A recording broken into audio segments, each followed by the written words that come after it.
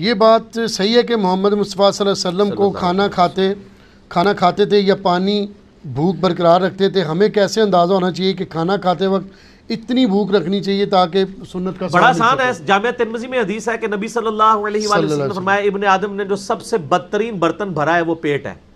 اس کے لیے لازم، اس کے لیے تو یہ کافی تھا کہ وہ اپنے بھوک کے 3 حصے کرتا، ایک روٹی کے لیے، ایک پانی کے لیے اور ایک ہوا کے لیے. تو بڑا آسان طریقہ ہے. سر آپ روٹیاں گن کے رکھیں جی بھوکی حالت میں، اس کے بعد آپ کھانا کھائیں، اس وقت تک کھائیں جب تک آپ رج دیں. تو آپ گنے آپ نے کتنی روٹیاں کھائی ہیں. اگر 3 کھائی ہیں تو اس کا مطلب ہے آپ کو 1 روٹی کھانی چاہیے، 1 روٹی کے بعد پانی اور 1 چھوڑ دینا چاہیے. بڑے آرام سے کیلکولیشن ہو جائے گی. لیکن اگر آپ 3 ہی کھا لیتے ہیں پوری، یہ گناہ ثواب کا معاملہ نہیں ہے، صرف اس کو ناپسند کیا گیا. اور اس کے کئی میڈیکل نقصانات تو ہیں ہی ہیں نا دنیاوی طور پہ بھی. اگر آپ نے یعنی میں دوپہر کا کھانا نہیں کھاتا ہوں، اسلام میں تو روٹی ہے ہی 2 وقت کی ہے، صبح و شام. صحیح.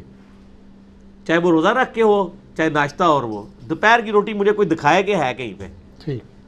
ابھی بھی گاؤں ایریا میں لوگ 2 وقت کی روٹی کھاتے ہیں، فجر کے بعد ناشتہ کر لیتے ہیں اور مغرب سے پہلے رات کا کھانا کھاتے ہیں. یہ دوپہر کی روٹی نے تو بڑی یعنی ایک مصیبت ڈال دی. اور پھر وہ کہتے ہیں کیلولا کرنا سنت ہے.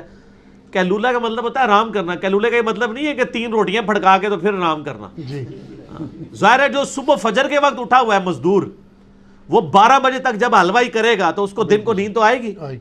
کیوں نہیں آئے گی؟ تھوڑا بہت ضرور لے لیں.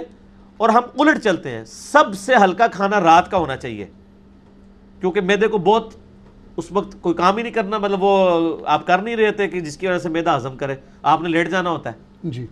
اس سے زیادہ اگر کھانا ہے دوپہر کا، سب سے ہیوی ناشتہ آپ کا ہونا چاہیے. صحیح. اور یہاں پہ ناشتہ سب سے ہلکا ہوتا ہے. یہ الٹ چل رہا ہے.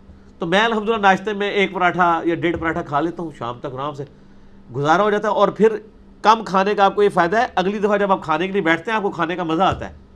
آپ رج کے دیہڑی بھی کھاتا ہے تسی. اور اکثر مغرب ٹائم کہہ رہے ہیں بھوک ہی کوئی نہیں ہے، ان کو پوچھو 4 گھنٹے پہلے تو تم نے اتنا کھایا ہے، بھوک کہاں سے آئے؟ ٹھیک ہے. پھر وہ رات کو جا کے 10-11 بجے کھا رہے ہوتے ہیں، پھر گیس اور پتہ نہیں کیا کیا بیماریاں لگ جاتی ہیں. کھانے کا ٹیسٹ آپ نے فیل کرنا ہے نا، تو آپ بھوک رکھ کے کھائیں. اور میں آپ کو ایک اور پوائنٹ بتاؤں، ایک بار تو آپ قربانی کر سکتے ہیں نا میرے کہنے پہ.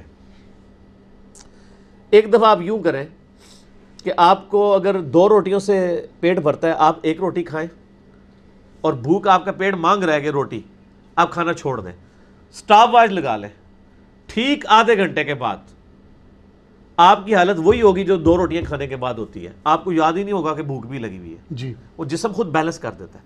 اس کی پریکٹیکل مثال آپ نے دیکھی ہوگی، کبھی کھانا کھاتے ہوئے روٹیاں ختم ہو جائیں اور آپ کسی کو روٹیاں دینے کے لیے بھیجیں، جو دعا کہتے ہیں بھوک ہی مر گئی ہے. بھوک نہیں مرتی سر، یہ اللہ نے سسٹم بنایا ہوا ہے کہ آپ کم کھانا کھائیں تو آپ کا جسم اس کا عادی ہو جاتا ہے. کوئی کم کھانے سے مرا نہیں ہے کبھی. جی. کم کھانے سے کوئی نہیں مرا. ٹھیک ہو گیا جی. تو یہ آپ تجربہ کریں، آہستہ آہستہ. آپ تھوڑی دیر کے لیے بس صبر کرنا ہے آپ نے. گناہوں سے بچنے کے لیے بھی آپ کو تھوڑی دیر ہی صبر کرنا پڑتا ہے، بعد میں سکون ہو جاتا ہے. جی. جزاک اللہ.